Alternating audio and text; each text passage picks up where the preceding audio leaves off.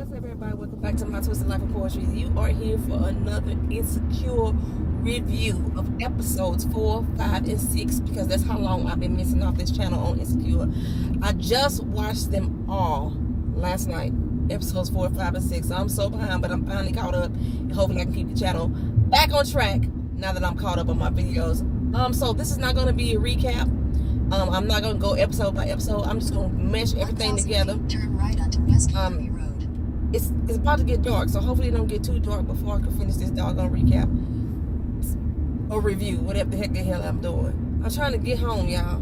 I just got out of a doggone oil change that was scheduled at 5:15, and it's now 7:21, and I'm just leaving out of it. It don't make no doggone sense. It don't take that long to change nobody's oil in their car. Woo! But I digress. As Miss Honey would say, I digress. I've been watching Miss Honey and Beautiful Soul Speaks for the past hour, 2 hours while I've been sitting here in this oil change done. Y'all better move. Y'all better move. Issa moved into her new place. You know, she decided to take that property manager job. And so we get to start it off with, you know, Daniel coming by, dropping off the rest of her things. It was so awkward. It was such an awkward union between the two of them. I think I can really turn this down now. Okay, because I know where I'm going now. Turn it up. I know where I'm going. I'm finally going somewhere where I know where I'm going, y'all. As soon as I get to the street. But it was such an awkward reunion between them two. They didn't know what words to say. She was like, you know, I appreciate you. He like, yeah. Daniel was still in his bitter feelings, but the way that they had exited the scene, it made it seem like as if Daniel was not going to make a comeback, which seems kind of weird, being that we have been seeing a lot of his little music production life that I was not interested in at all. Daniel was just not an interesting character to me. I liked his niece, Jada. I didn't really give a damn about Daniel, but yeah, so she's finally separating herself, and we started off with her in her mirror getting her old corny ass rap on. That's something like a staple of Issa, but she hadn't been doing it living with Daniel because, like I said, you know, his home wasn't her home. So now she feel like she at home. We meet the crazy ass tenant Trina crazy as a bitsy bug baby. Molly was over there trying to help her throw away her stuff. Girl, let me tell y'all, I know how Issa was feeling. Y'all know, like I said, I just did this move. Haven't put in my video for the move yet, but I was having some moments when people in my families and my friends were telling me to throw away my shit, and I didn't want to let it go.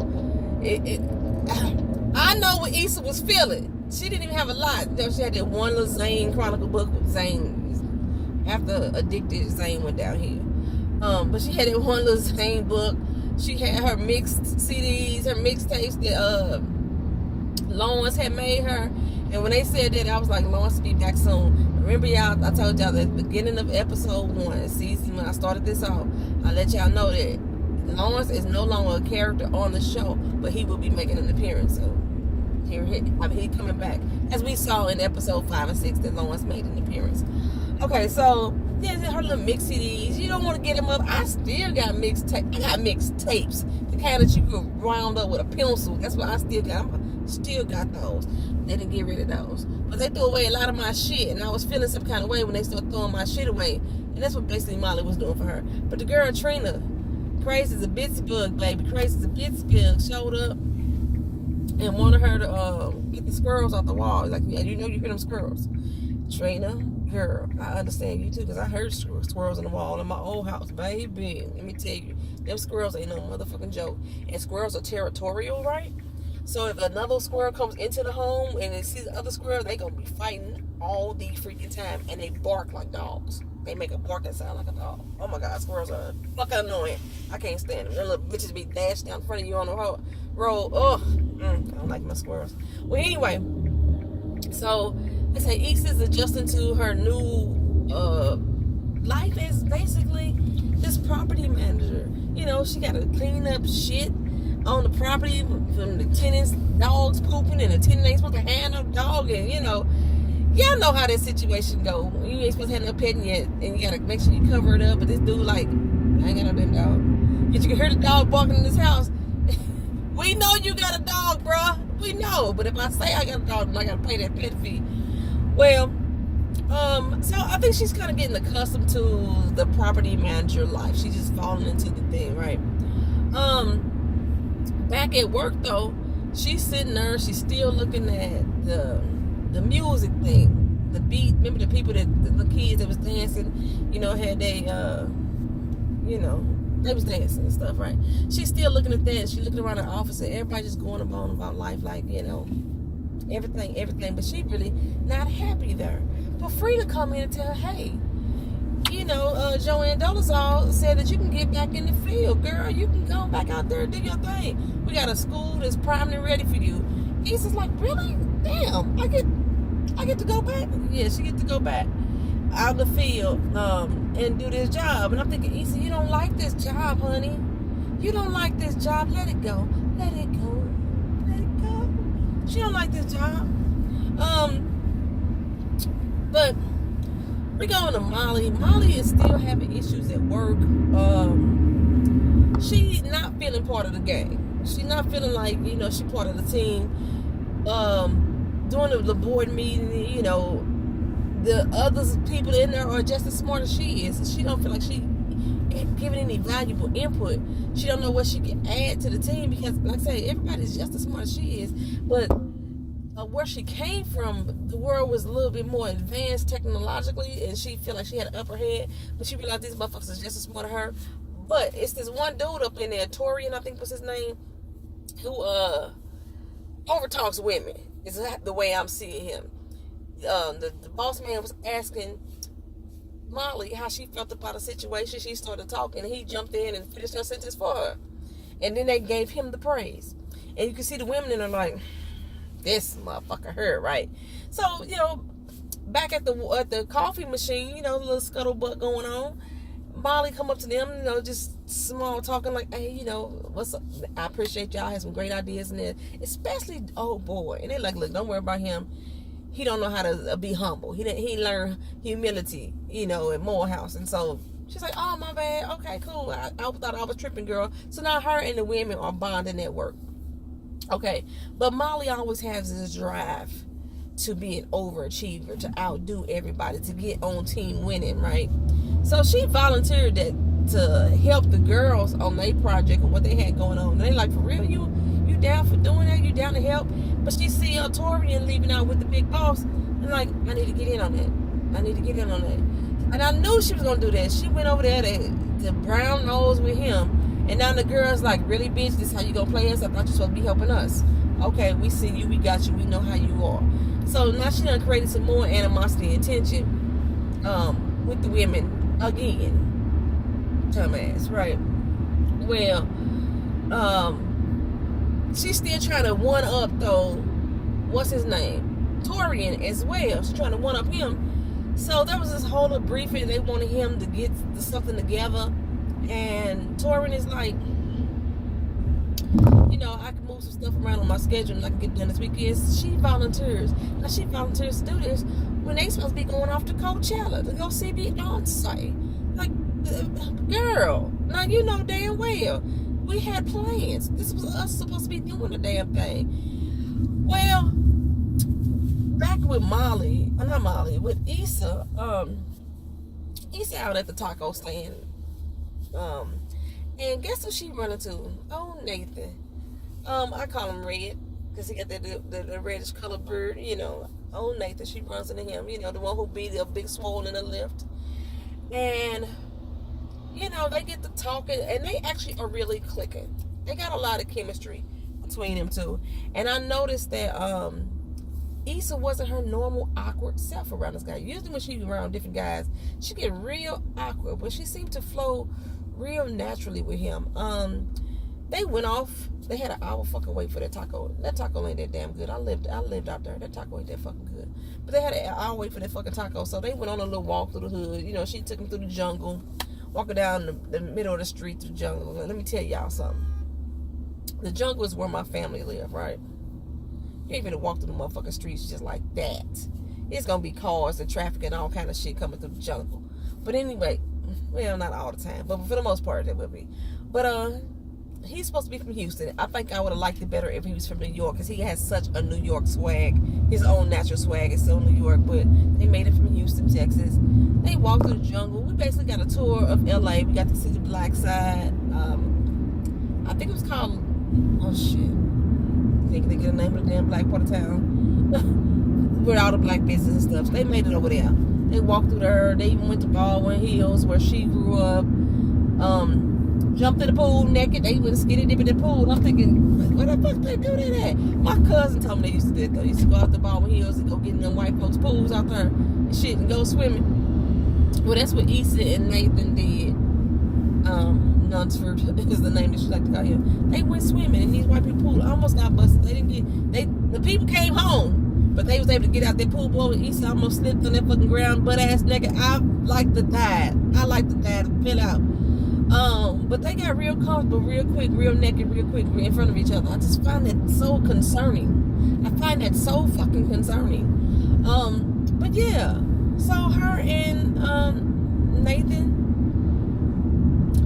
they go back to her place and, you know, have a little nightcap, so to speak, and they get real comfortable and cozy, start kissing up, hugging up, whatever. Trina's son come in and bust all that shit up, though. He bust all that up. But her and Nathan is moving around real smooth. So we get back over to Molly. No, Issa done cussed our girl like, no, you bring your ass to Coachella. This is our last time for us to celebrate as a group, because, you know, we all know a girl is about to have a baby. And so we got Angela. Damn, what is her name? Fuck, I can't think of their friend's name on the damn show, but she's Amanda Diva or Amanda Seals. I know it's Amanda Diva as a poker. Amanda ass shit. She about to have a baby. And so they want to go celebrate.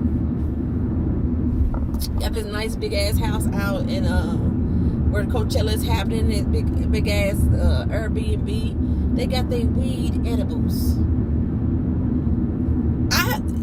The weed edibles is funny as fuck to me, because I have a friend, and if you watching this, girl, you know I'm talking about you, that's been texting me some shit after she had some weed edibles trying to ease the pain, and this is her reaction to how those edibles been affecting her. I've been cracking up every time she have another little bite.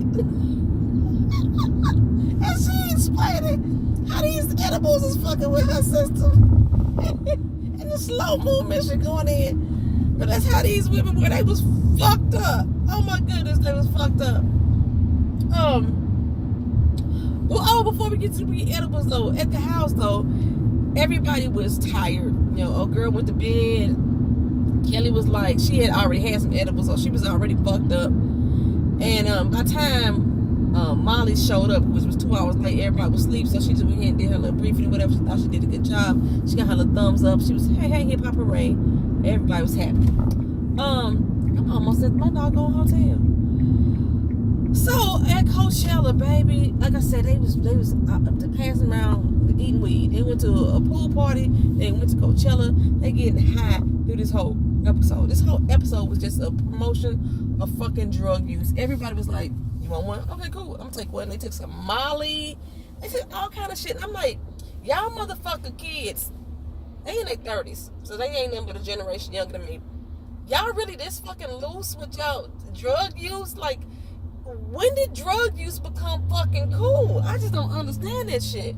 Popping Mollies and Percocets and whatever. When Nathan showed up with his boy, you know, he had been blowing Issa off for a few days, but he showed up with his boys and they are all getting high and popping together. You know, Kelly like to fuck everybody, so Kelly gonna fuck his boy Justin, and the little Asian dude, I can see he took it to liking to Molly. And what is her damn name? I can't think of the friend name. Shit, for fucking Amanda. I'm sick of Amanda. She feeling like they go to Coachella to Beyonce's thing, baby. I told you, they so fucking high. They get into a fight.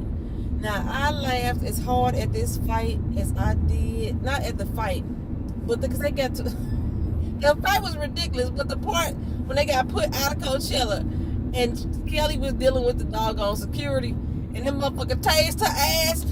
She locked up and dropped on the fucking floor. That shit right there, I laughed just as hard as I did at that fight in an Uber. I was laughing my ass off last night. Oh my goodness. But afterwards, like the next day, old girl was kind of upset that, you know, she feel like her friends are abandoning her.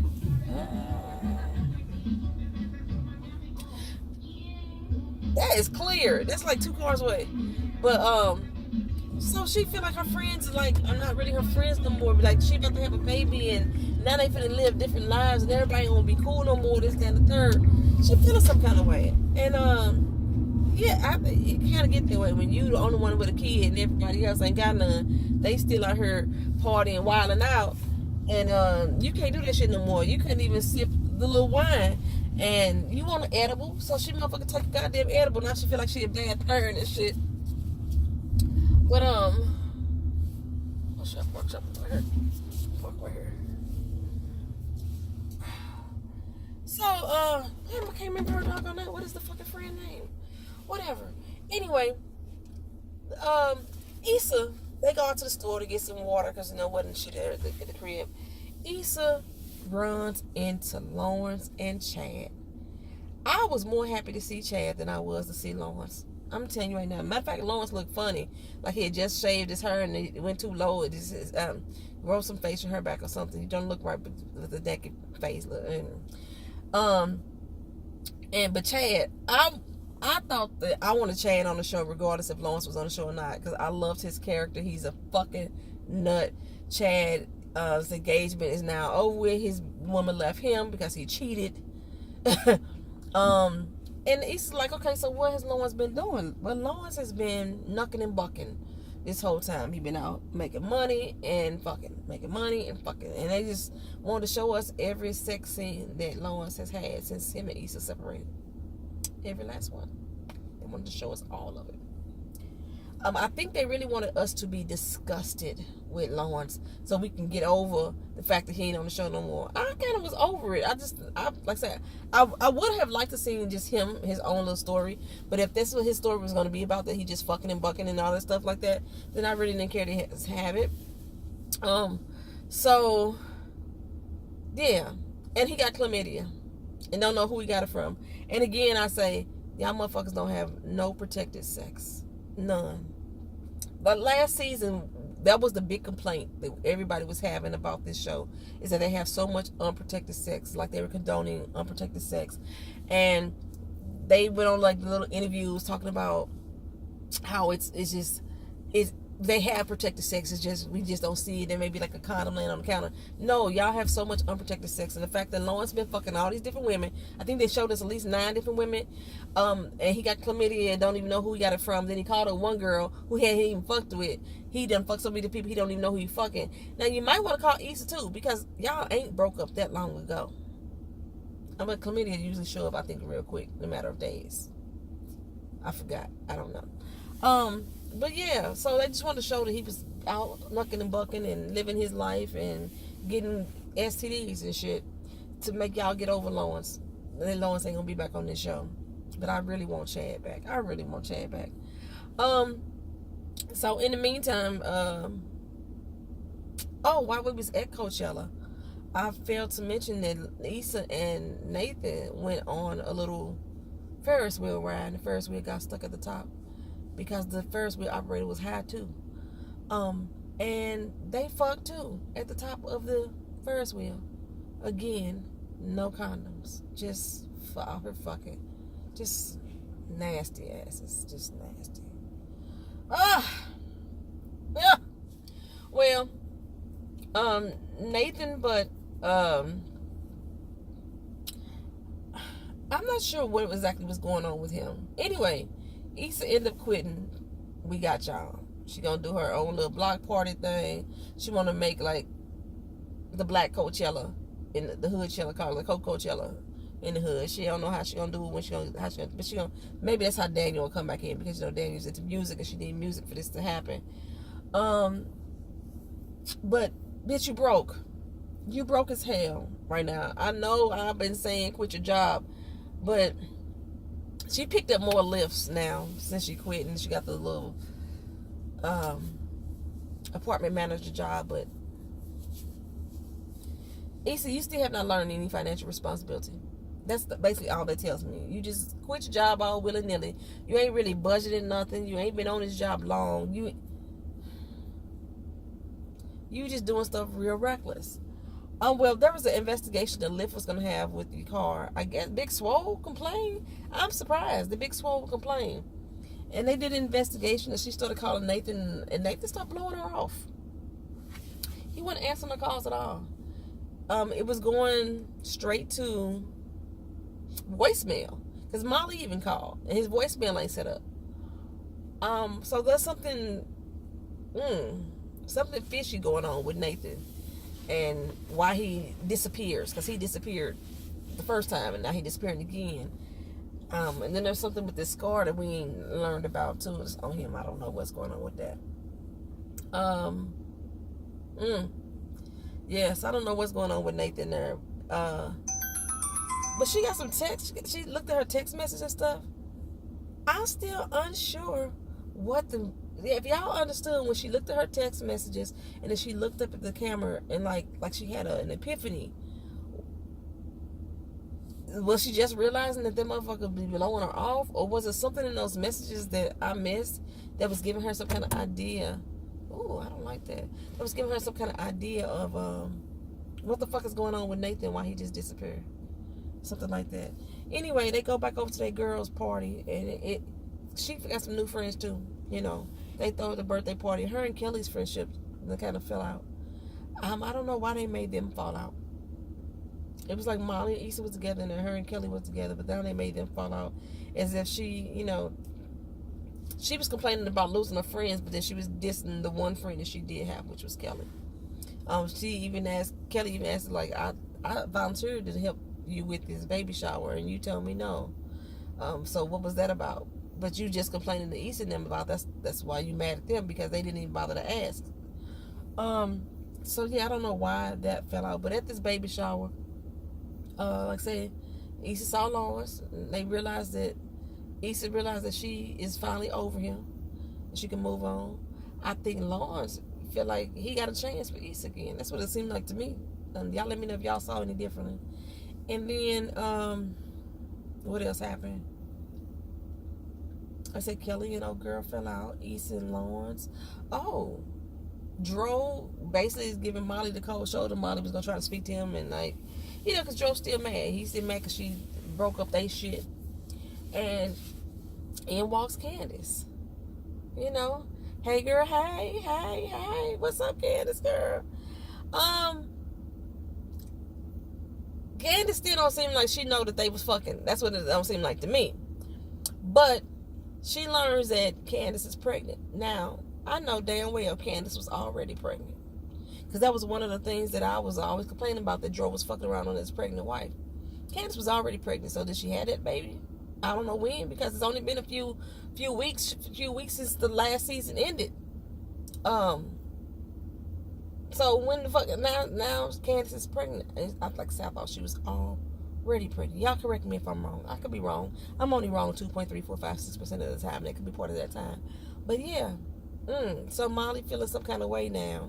Like, that's what gives you conscious that, ooh, you fucking around with a pregnant woman's husband. Not that this was somebody that was your friend. I know that he was your best friend, but she still was your friend. Candace was. So yeah, that's So I might be missing some stuff, I don't know, but this is a 25-minute video, so I'm not gonna go a little further, and it's already dark, and I'm finna get into this hotel room and I can eat my food because I'm hungry. I'm just now getting home from work.